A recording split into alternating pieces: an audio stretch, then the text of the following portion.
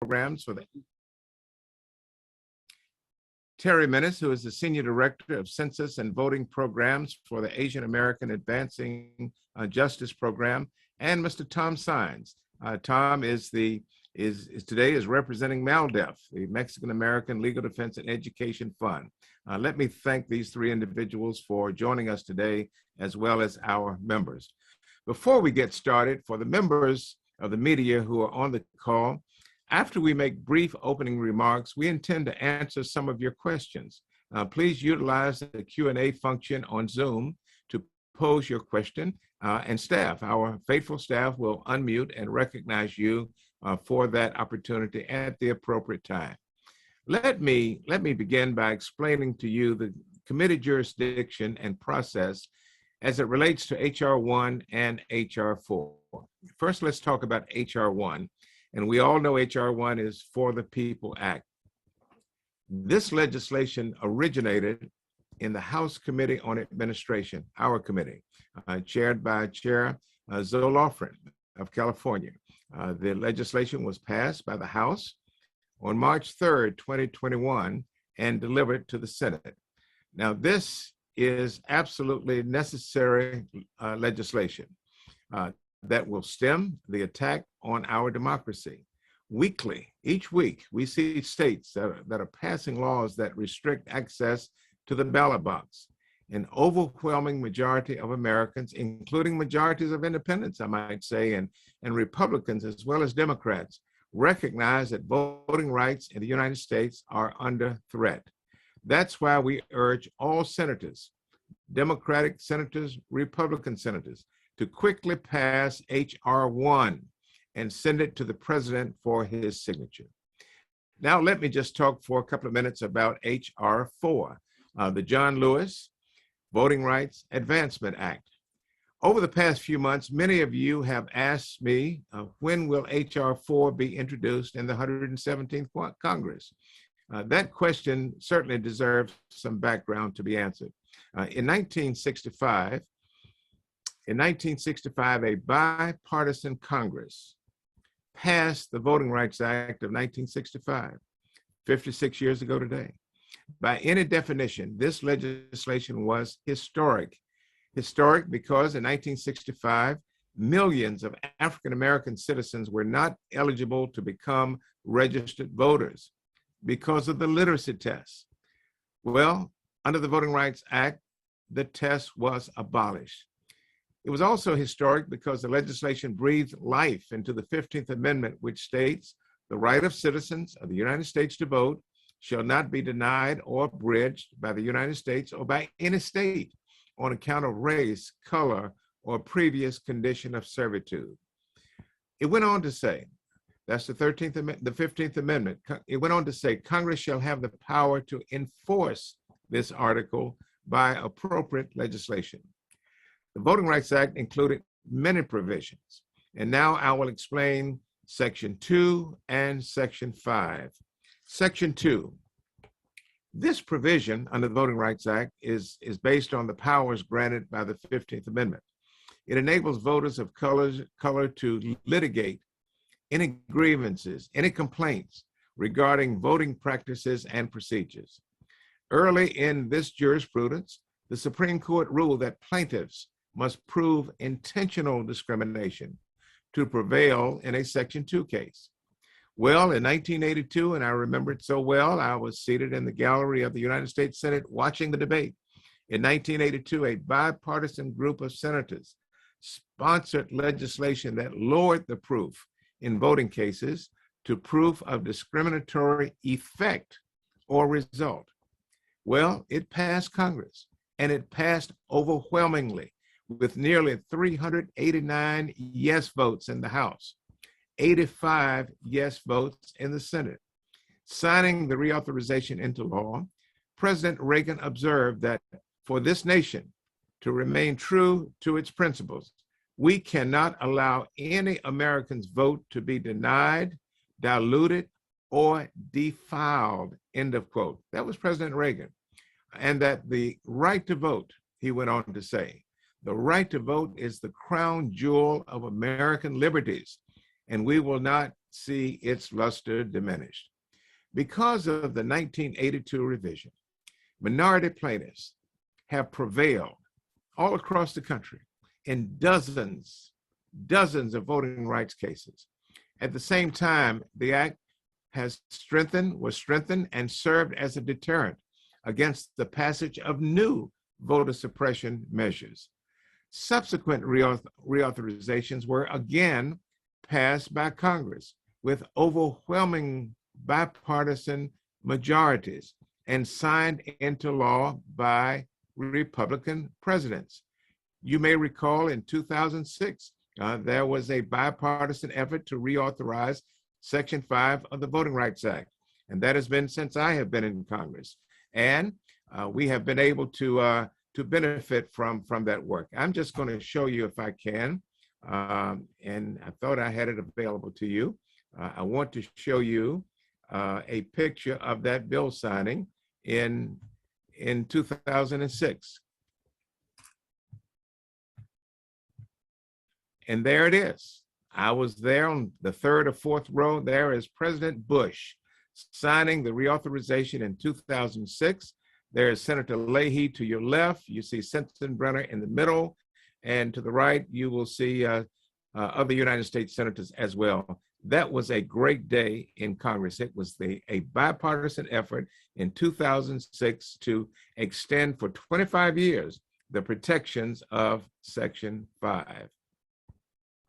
I also, after that took place, got a copy of the legislation, and I have it among my archives. And that legislation, which was H.R. 9, and it may have had a separate number in the Senate, it also passed. And on this bill, it has the signature of John Boehner, of Denny Hastert, of Jim Sensenbrenner, and the Democratic leadership. It was a bipartisan effort in 2006.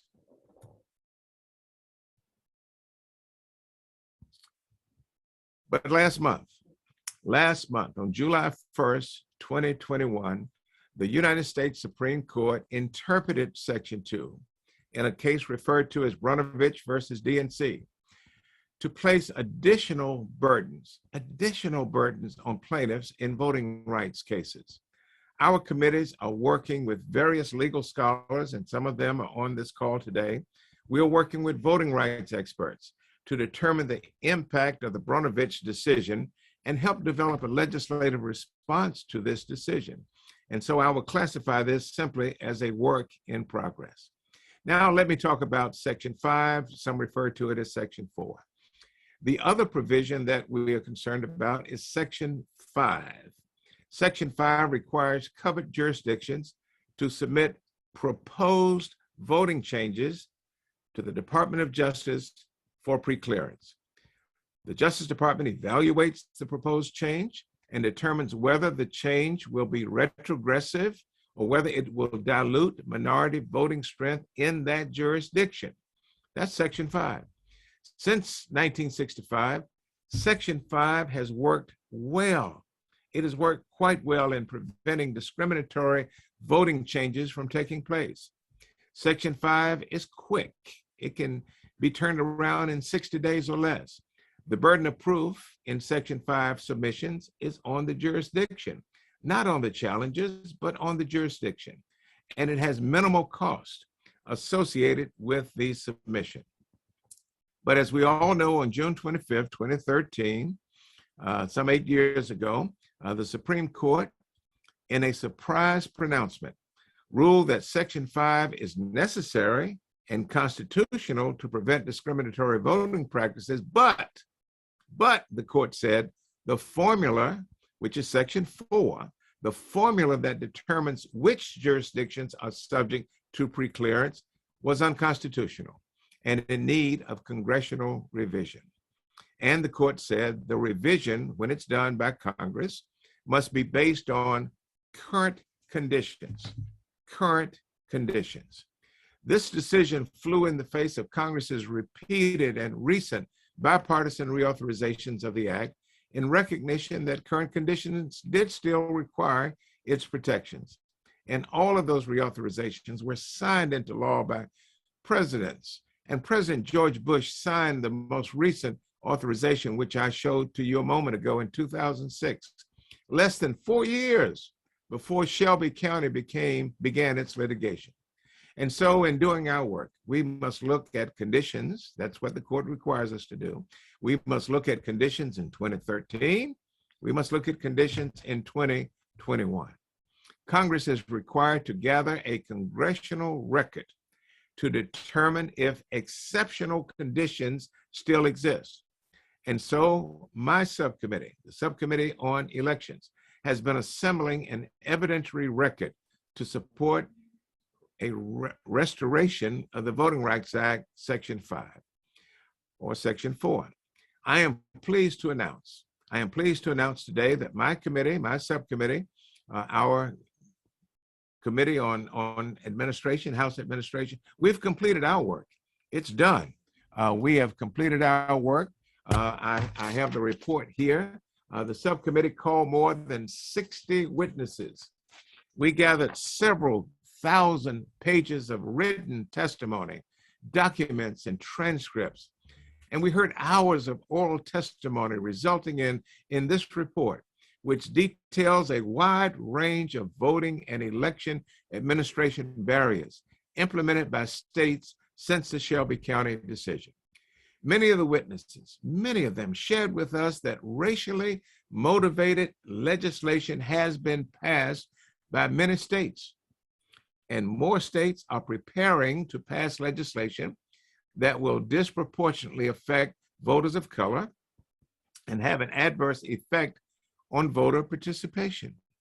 The record established by our subcommittee has now been delivered to the House Committee on the Judiciary, chaired by Congressman Jerry Nadler. Chairman Nadler has completed 5 hearings, I am told, with one final hearing, which is anticipated within the next 2 weeks. The combined legislative record from both committees will consist of thousands of pages of evidence that clearly demonstrates that Congress must act immediately to require jurisdictions who engage in bad conduct to submit voting changes to the Department of Justice for pre-clearance. The Committee on the Judiciary will write the legislation. It is not my committee that writes the legislation. I want to make that clear. It is the Committee on the Judiciary who will write the legislation. The Judiciary Committee undoubtedly will receive input from my subcommittee and from other interested members. It is my belief that the legislation will be completed. I'm not speaking for Mr. Nadler. It is just my belief, but it's a well-grounded belief. It is my belief that the legislation will be completed and introduced in late August.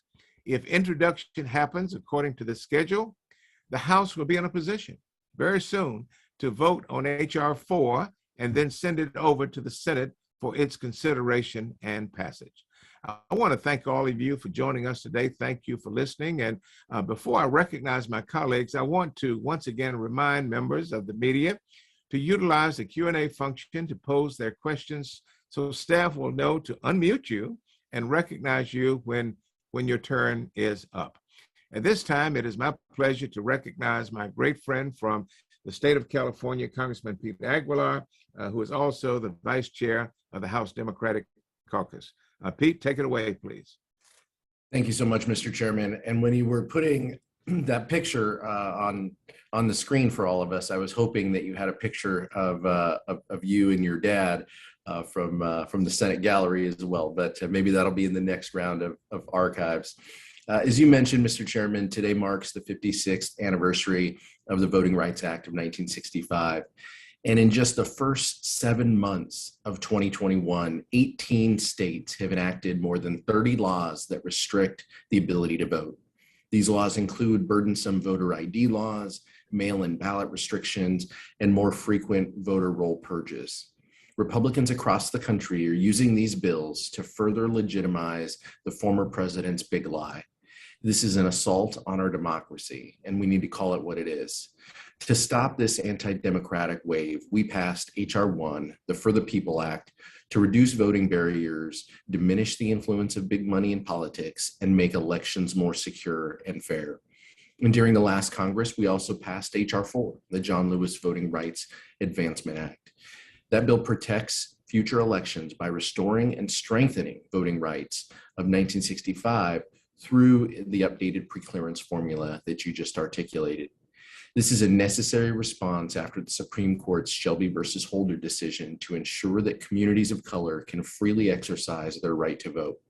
Mr. Chairman, I want to thank you because the report that you created provides ironclad evidence showing that in order to combat the voter suppression practices detailed in the report's findings, we must pass the For the People Act and the John Lewis Voting Rights Advancement Act into law.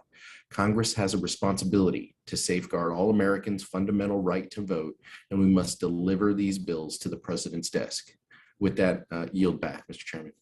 Thank you very much, Mr. Aguilar. At this time, I recognize the gentlelady from New Mexico, Ms. Teresa Fernandez. Thank you so much, Chairman Butterfield, and for your long history in protecting access to the ballot for everyone.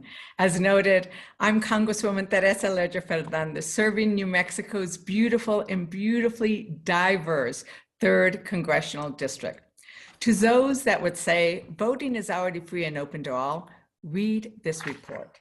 It documents a post-Shelby intensified attack on our fundamental right of equal access to the ballot box. If you're a person of color or from a disadvantaged community, this report will reflect your experience in a way that white and affluent voters might not recognize. When writing the Constitution, the founders included the election clause giving Congress the authority to pass election laws. They were particularly concerned that the states would interfere with the people's ability to elect their representatives. John Adams described Congress as needing to be, quote, in miniature, an exact portrait of the people at large. It should think, feel, reason, and act like them, end quote. He cautioned that, quote, great care should be taken to effect this and to prevent unfair, partial, and corrupt elections. What are we looking at now? We can't have an exact portrait of the people if voters, and specifically voters of color, are forced to wait hours in line to vote, or if their polling place closes down, or they're purged from the voting rolls, if they are erased from the portrait. Just last year, we saw historic surges in voting by Latinos, Native Americans, Black Americans, and Asian Americans. An additional 7 million Latinos voted. Wow. Rather than celebrating and building upon that historic turnout, we see Republican-led states taking deadly aim at our ability to vote. So Congress must act to prevent the states from corrupting the elections as the framers foretold. Latinos make up close to half of the citizen population growth in the last decade. Close to half of the citizen population growth in the last decade. Those are the future voters.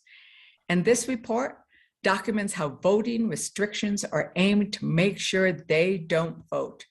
From longer wait times to closure of polls in their area to lack of language assistance to voter intimidation regarding citizenship and documentary proof at the polls.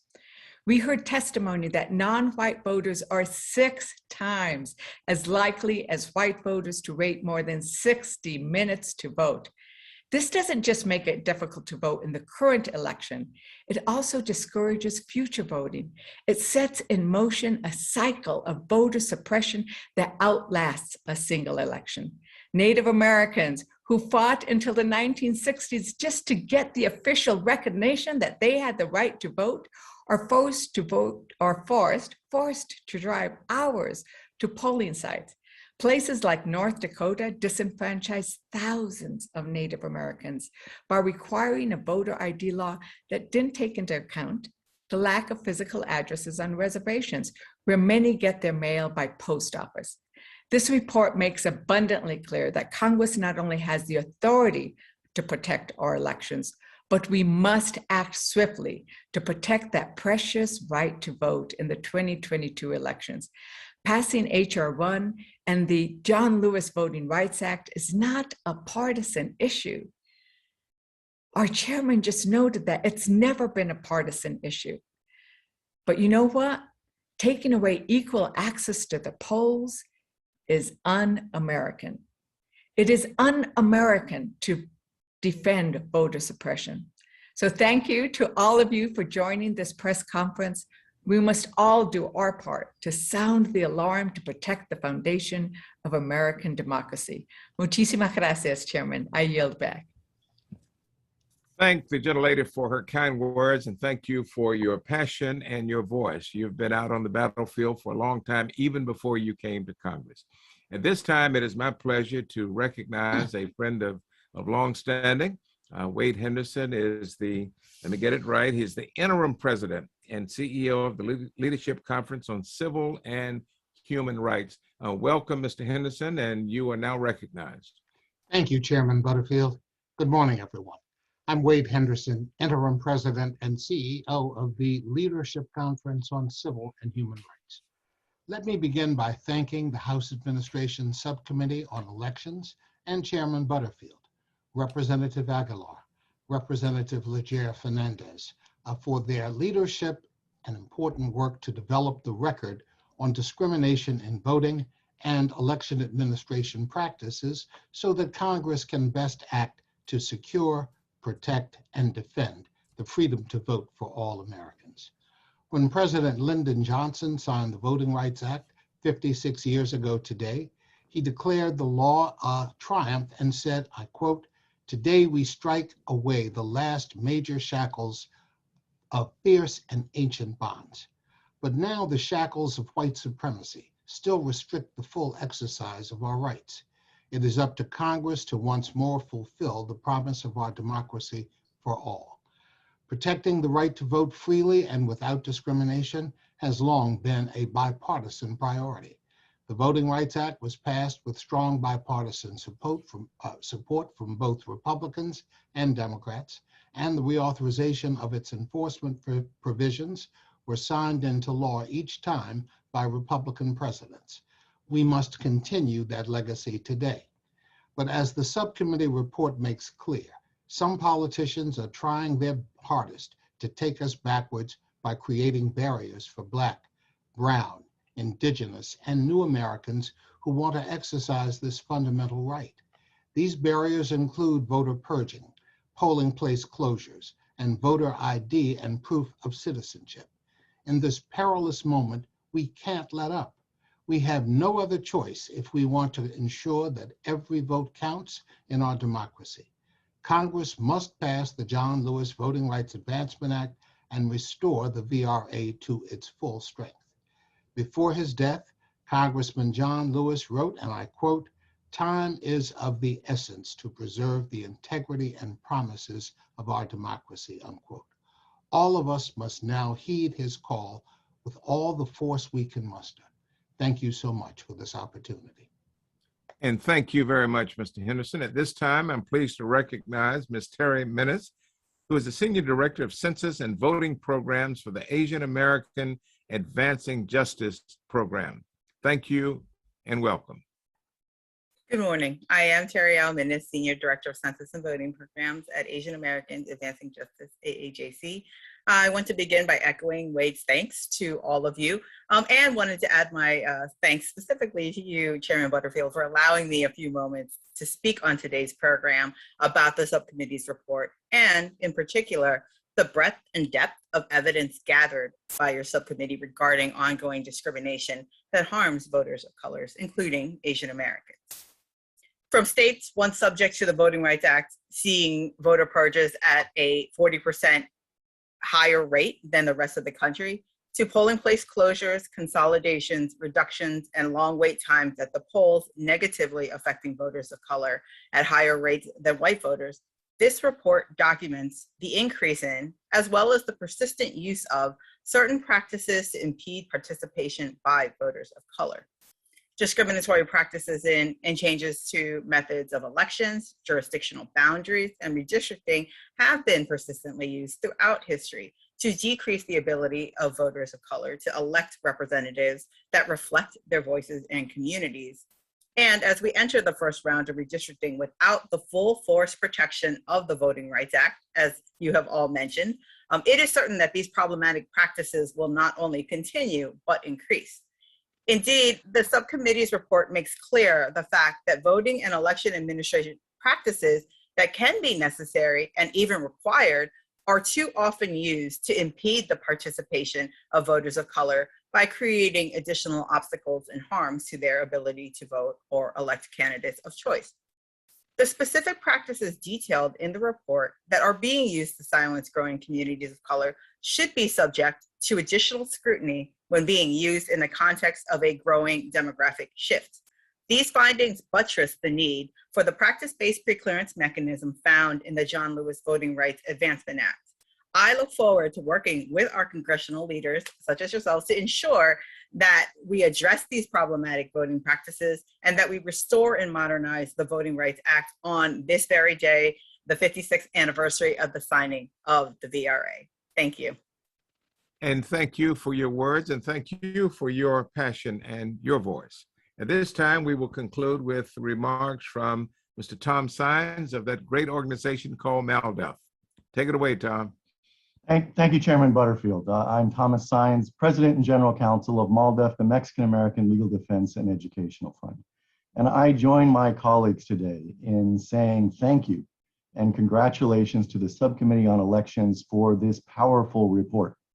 It is a crucial and a powerful milestone on the now 8-year journey to undo the damage of the Shelby County decision. At MALDEF, in our 53 years of existence, we have litigated well over 100 cases relating to the voting rights of Latinos throughout the nation. And from that experience, we have seen what this report documents. Most important, we have seen in the last 8 years following the Shelby County decisions, jurisdictions using the practices identified and documented in this report to suppress the voting rights of Latinos.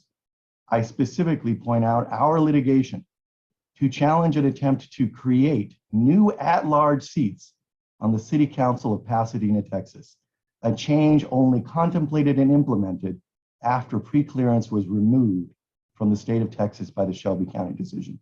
And I cite our litigation together with others against a voter purge in the state of Texas that clearly targeted newly naturalized Latino voters using a faulty process to identify purportedly fraudulent voter registrants. These experiences, together with the others documented in your report, demonstrate the imperative of reintroducing preclearance as a critical mechanism to protect the voting rights of all Americans. Preclearance has not only been a most effective means of defending voting rights, it is a shining example of positive alternative dispute resolution, or ADR. ADR saves money, it saves time, it ensures that we can quickly act to prevent depredations of voting rights that would otherwise go forward and that would otherwise go unchallenged before an election or elections occur with those vote suppressive measures in place. ADR saves money primarily for the jurisdictions themselves that would otherwise be defendants in expensive and arduous litigation under Section 2. The fact is that this report that you've created and released today demonstrates conclusively the challenges that we face that promise only to become worse in future years because of the demographic changes that my colleague Terry mentioned. We will see jurisdiction after jurisdiction facing a growing minority voting coalition, and too many of them will react by seeking to suppress voting rights. We need preclearance to respond effectively to that challenge to our democracy, and today's report is an important step in that direction. Thank you, Chairman Butterfield. And thank you, Thomas Sines, and thank you for the great work that MALDEF does and has done now for many years. Let me now address the media. To ask any question, please utilize the Q&A function to pose your questions so that our wonderful staff will know to unmute you and to recognize you as appropriate. Now, this is always the difficult part of a virtual press conference, but we're going to try to make it work. Staff, are there any questions at this time? Yes, there is. First question is from Tia Mitchell with AJC. Tia, you're unmuted. Hello, thank you for recognizing me. My question is to Representative Butterfield. I know you said that the Judiciary Committee is going to be writing the legislation, but based on what you and your committee have heard, I wanted to know if you had any recommendations. For example, when it comes to pre-clearance, do you think that it should only apply to those previous states and jurisdictions that were under pre-clearance before Shelby? Should it apply to all states? What are your thoughts? Yes, thank you for asking that question. As I said in my opening statement, my committee has absolute jurisdiction over H.R. 1, and we've exercised that jurisdiction. We've passed For the People Act, and we have sent it over to the Senate. We're awaiting action. But for H.R. 4, it's somewhat different. My committee, our committee, House Administration, the Election Subcommittee, we do not have original bill writing authority to write the John Lewis Advancement Act. What our responsibility is to collect the evidence, to build a congressional record, and that we have done. And that voluminous information has now been delivered to the House Committee on the Judiciary. House Judiciary has completed 5 hearings, I think it is. Chairman Nadler tells me that he has 1 more hearing that needs to be completed, and perhaps that can be completed within the next 2 weeks. And then we will have the totality of the evidence. We cannot begin to talk about and to draft and write a bill without knowing what the 4 corners of the evidence will be. If we begin to prematurely write the bill, that would be in violation of the intent and spirit of the Supreme Court's decision. But once we get it in place, then we will decide whether to use some of the thinking in the last H.R. 4 bill, or whether we want to wipe the slate clean and craft a brand new formula based on current conditions. And so I'm sorry, I'm not able to give you a precise answer because we are not able to have the benefit of all of the evidence. The final hearing may include many other experts that we need to hear from. Yes, next up is Nick Wu with Politico. Hi there. Thank you so much for holding this. I just had a question about the timing of this. I mean, Chairman Butterfield, you mentioned that this might be coming at the very end of August. I mean, the House isn't back for a little bit more in September, I believe, right? So are you concerned at all that this bill might be passed too late to affect redistricting going into the fall? No, I was hoping that the bill would be completed before now, but we have to be very deliberate in the way we do this. And we've had to collect the evidence over a period of months. And the Judiciary Committee, and I might say the Senate Judiciary Committee has been doing the same thing. We want to get it signed into law, obviously, before redistricting starts, because many states are going to be discriminatory in the way they draw their redistricting maps. But hopefully we can get it introduced during a pro forma session during the month of August. Remember that bills can be introduced during pro forma. And if by chance we have to come back and vote on some other unrelated legislation, perhaps we can vote on H.R. 4 at that time. But if Congress, if the House does not return during the month of August for other reasons, then I can anticipate reasonably that we may be able to vote on this during the week of September 20th. But that is not my decision. That is a leadership decision that will be made by the Majority Leader, Mr. Hoyer, and of course, the Speaker of the House. Thank you. Mr. Butterfield, the last question today is from Grace Panetta with Insider. Hi, everyone. Thank you so much for doing this call. A question for any of the members or voting rights advocates here. In terms of the process after this gets through the House and goes to the Senate, obviously Senator Manchin is one of the leading advocates for H.R. 4 in the Senate and has brought Senator Murkowski as the sole Republican supporter of this bill. But in interviews this week, both he and Senator Sinema have reiterated that they don't support changes to the filibuster rules specifically for voting rights because they fear it could be used against the Democrats later if Republicans gain control of Congress. So I'm wondering if any of you had any thoughts or reactions to those arguments. Yeah, let me get it started, and then I will yield to our friends from the civil rights community. That's a very important question, and I've been thinking about it over the last few weeks. I've been talking with my colleagues constantly about it, members of the CHC and the Congressional Black Caucus, and this is my take on it. And thank you for asking it. It's a very relevant question. I'm confident that Senator Manchin is committed to protecting the voting rights of voters of color in every respect. I'm confident of that. I know Senator Manchin. I know his background. I know how he thinks and how he wants the direction he wants this country to go. I am prayerful that Senator Manchin will read H.R. 4. He will look at the long history that we've had in this country of vote dilution and vote denial, all the way back to Reconstruction. And I'm sure he will conclude that passage of H.R. 4 will prevent jurisdictions that have bad motives, and not all jurisdictions have bad motives. There's some good actors and some bad actors, but I'm confident that he will understand that we need to prevent jurisdictions who have bad motives from passing election laws that make it more difficult to vote. And I'll go ahead and say this. And it's my hope that Senator Manchin can persuade 10 of his Republican colleagues to vote for this legislation. The Republican members of the Senate have great respect for Senator Manchin, as do the Democratic senators. And I believe that Senator Manchin can persuade 10 of his Republican colleagues to join with him in voting for this legislation to make it bipartisan. Now, having said that, if that doesn't happen, there is another solution, and that is to modify the Senate rules to enable a simple majority to pass this legislation. I hope they should not have to resort to changing the rules, but please know it's been done before.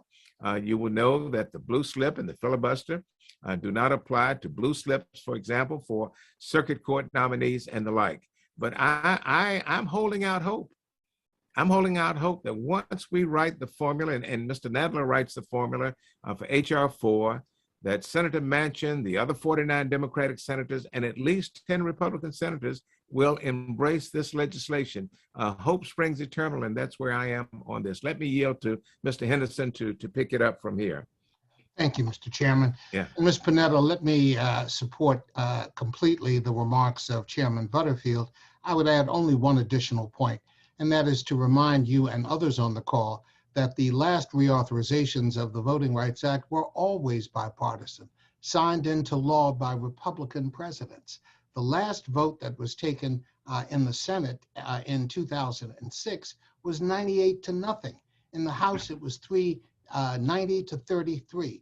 We have had overwhelming bipartisan support for the reauthorization of the Voting Rights Act, and we believe that nothing should change in the way in which Congress reviews the bills currently. So I'm quite optimistic that at the end of the day, Senator Manchin and others will be able to develop the bipartisan support necessary to have this bill reauthorized. Thank you.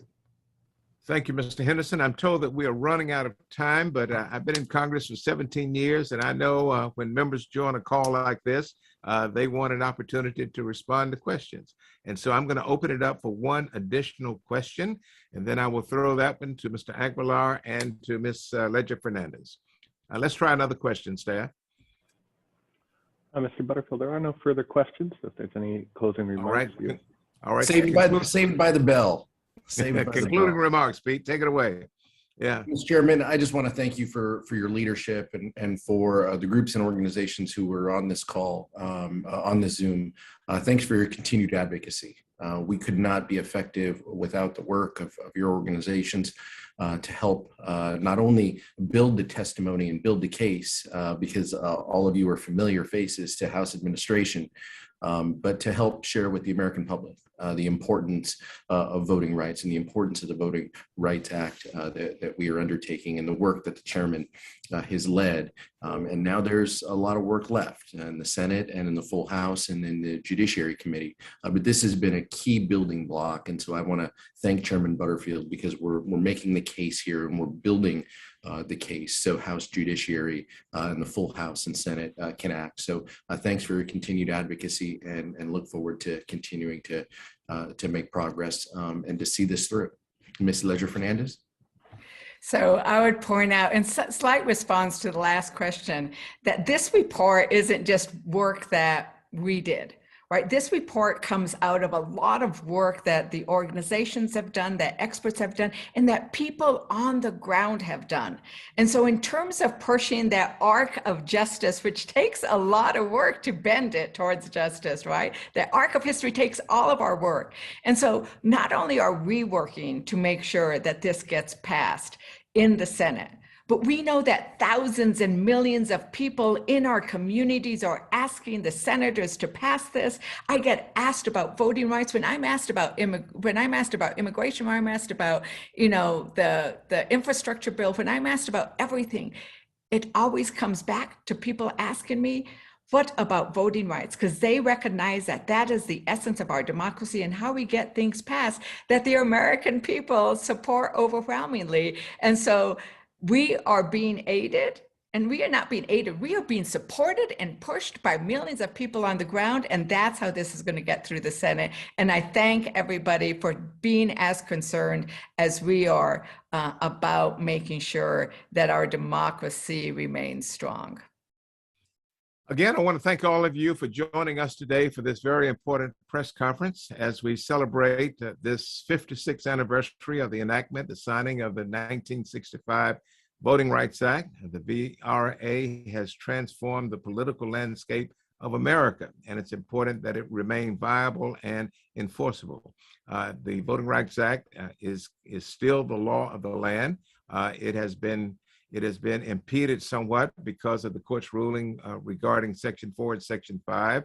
It has also been impacted because of the recent ruling in Arizona concerning Section 2 and its enforceability and how it's to be interpreted by the courts. But we intend to fully address all of the concerns that the court has raised. And so thank you for joining us today. And I wish all of you a happy 56th anniversary on the passage of the Voting Rights Act. Thank you.